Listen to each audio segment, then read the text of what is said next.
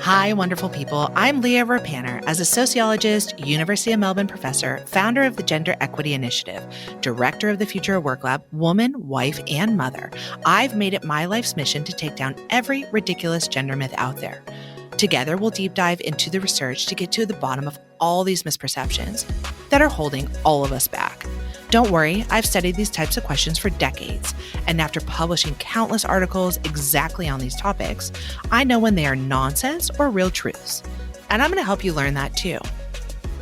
So here we go. Let's do it. This is Misperceived. Hi everyone, welcome to Misperceived. We know you love the content, and so we're here to give you more. Just wanted to let you know, we've got some bonus episodes coming. These are interviews all about the mental load with experts in the field. And I don't just mean me, although of course I'm in there too, but we're working with New America and Haley Swenson there. We have Avni Patel Thompson, Verity Tuck, Eve Rodsky, Mira Gunawanza, and we're talking to you all about the mental load. What is it? How do you hold it? How can you solve it? Can tech help you? And what does it look like for women with intersectional identities? So have an eye out. The episodes are coming, and yeah, you're going to fall in love with them, obviously. On today's episode, we're going to talk a little bit about egg freezing. Now, I know for many of you, this fertility question, when should you have a baby? How should you have a baby? Should you even have a baby? Is really emotional. It's an important question. You're trying to plan your life around it or not, and decide. You may have decided you don't want babies and feel an incredible social stigma about that. So we're going to talk about the sociology of egg freezing. I'm going to give you just some ways to think about this from a sociological perspective. I'm not asking you to make decisions in your life that I know are deeply emotional and hard, and I'm not prescribing what you should do.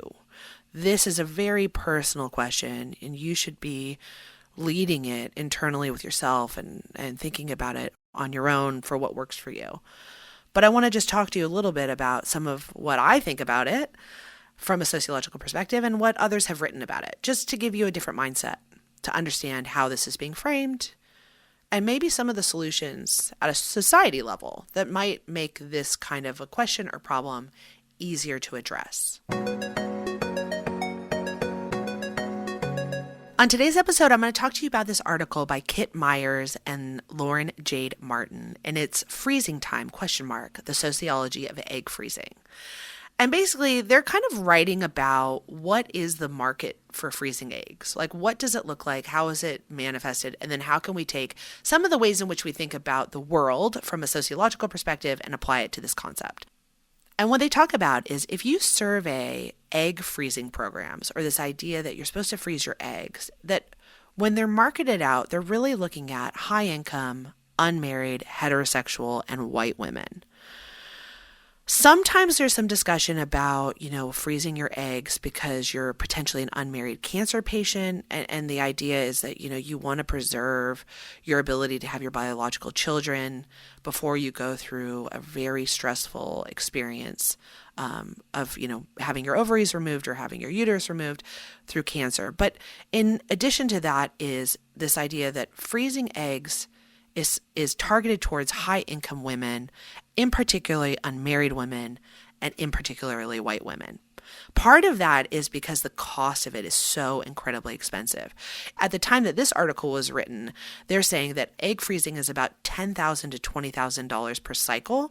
And one of the things they're talking about is this is like incredibly big business, that this idea that you have assisted reproductive technologies is expensive. It's an expensive option for people. And the result of that is people are making money off of it. And so if you're going to make money, that you have to go to people who can afford, and that the result of that is this becomes very classed, that if you are going to actually preserve your eggs, you have to be a high earning. In particularly, these ads are targeted towards white women, and that becomes this kind of different marker of social stratification. They talk about the fact that, across society, there's this kind of medicalization of new technology. And it's this idea that medicalization is the idea by which, some of our natural life processes, some of our social problems are framed or treated as problems or conditions that we need to treat through a medical practitioner. So one of the things they're talking about is like, hey, okay, the reason why women are feeling as though they need to freeze their eggs is because you have a biological process through which you are fertile or producing high quality eggs at a certain moment and age and stage. But at the same time, many of you are building your careers. You're, trying to achieve, you're getting a university education. And so how do we solve this problem of like your body has certain aging or biological properties, but the demands of the world, your life, are in conflict with them? Well, you just turn to a doctor. You medicalize it. You make sure that someone can treat it. You ask your doctor for a prescription. And this becomes another example of that. And one of the things they talk about is this idea of like freezing your eggs as a way to have an insurance policy for yourself, for your future fertility, because you're delaying childbearing, is new. That it wasn't necessarily something that people were told to do until 2018. And the result of that is like, this is kind of this new solution, an existing solution, but new marketing, right? Like a new way to be marketed to women to keep control. And so basically they're talking about the idea that, infertility or delays in fertility is a problem and you need a medical solution, and egg freezing is a treatment. The other thing that happens, is that it gets framed as this kind of, which they call a feminist tool, or a way for you to take control and optimize, this is a quote, optimize women's life and fertility options. So you have a solution, you have a problem, then a solution, and this is really about women being empowered. And the other thing they talk about is like, hey, okay, there's been infertility problems throughout history, right? Women didn't just now start to develop infertility problems. Although we can ask, what does it mean to have a career and build an education and try to make enough money to have your kids that then pushes your fertility, your first child age later and later in life? We've talked a lot about this on a range of podcasts, right? Like, why are women not having babies? This is my first episode. Why are they not having babies anymore? What's going on in terms of our expectations about education, our thoughts about the environment, our ideas about how many kids we can have, the need to build our careers, the cost of kids are so expensive, right? But in addition to that, there is also a question about infertility, right? If your career, I always think about the fact that like you are building your career and your fertility are peaking at exactly the same period of time. And so you have this social component coming on top of your biological component, and how do you respond to that? And what does it mean long term? They're saying like infertility was something that happened for many women over time, but before, maybe you would solve an infertility problem through adoption or through foster parenting. Well, now there's this idea that, no, to be a mother is tied to having your own child. And again, for some people, this may be very, very important.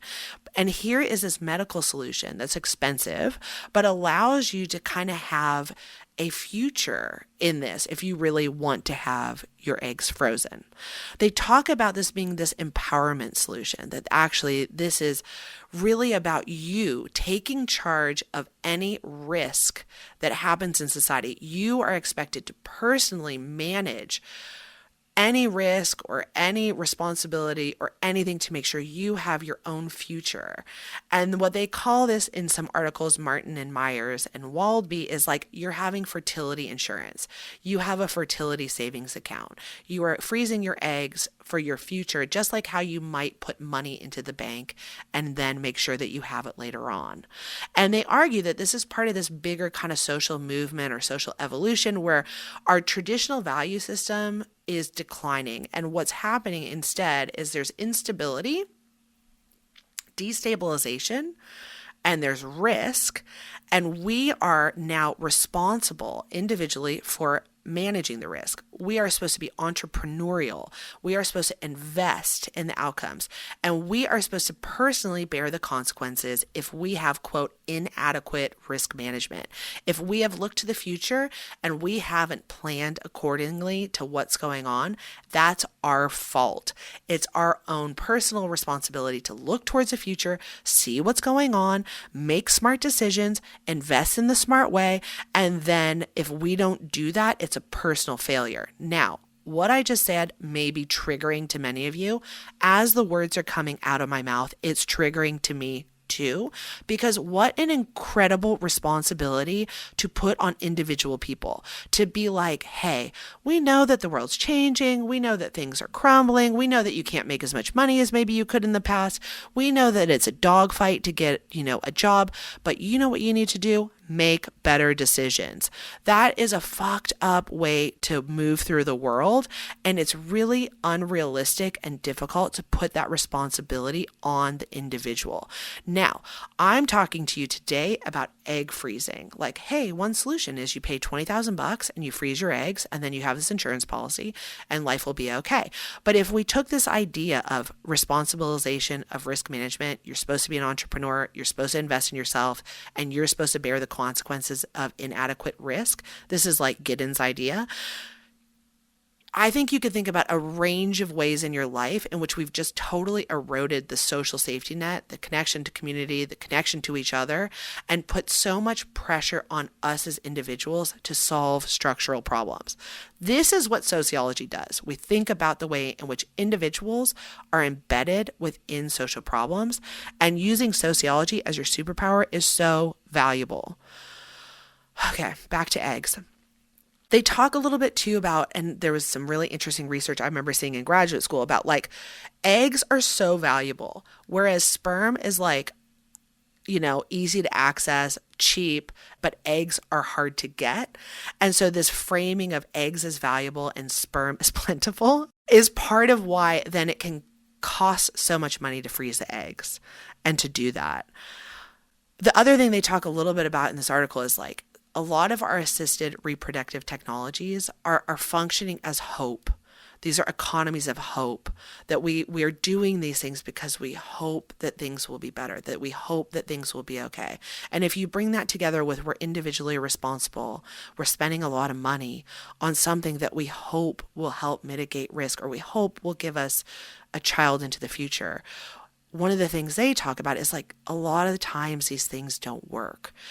I'm not saying that you shouldn't do this if actually this is really valuable to you. I'm not giving a value judgment on decision making, but I think connecting that individual expectation, cost, and hope is critical.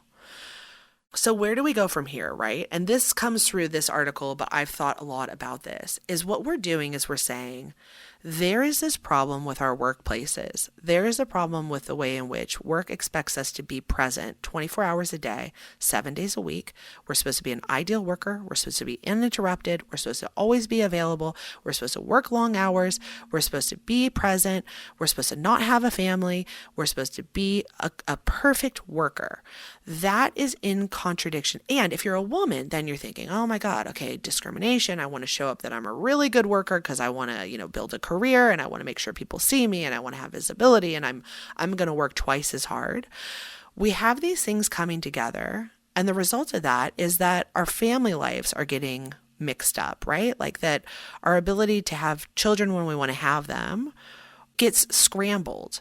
And our solution, instead of saying is, hey, maybe work is a little bit too invasive. Maybe it's actually asking too much of us. Maybe we need to turn to community a bit more. Maybe we need to connect to each other.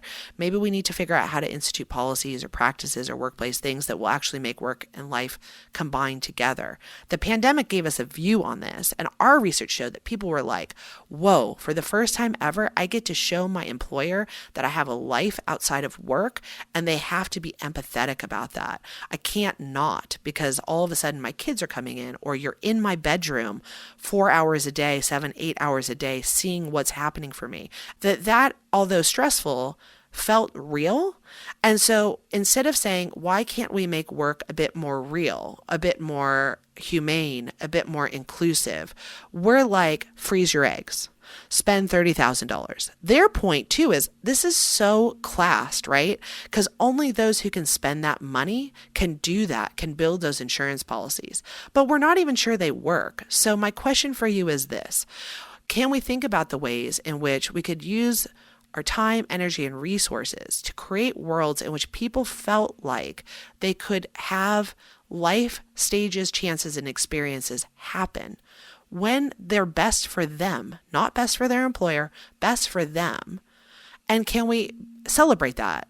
Can we make sure that they can make those decisions without a penalty for their career or their earnings or their long-term security? And can we reimagine work instead of reimagining ovaries? I would love to know what you think about this episode because I know it's a bit controversial. How are you thinking about it? What's happening for you? We'd love to hear. Share through at Misperceived Podcast, at Prof. Leah. I mean, I've thought a lot about this for years, and I think it really puts individuals in a position of battling structural problems in a way that makes them feel like no matter what they do, it's not the right answer. Did I get that right, or do you see it in a different way? Just something to note is that we are so lucky and grateful that this series is being supported by the Melbourne Public Humanities Initiative at the University of Melbourne. Thank you for listening to us. Thanks to all your likes, your subscribes, your follows. We are getting some money to support this. Thank you, the Melbourne Public Humanities Initiative. We are so eternally grateful.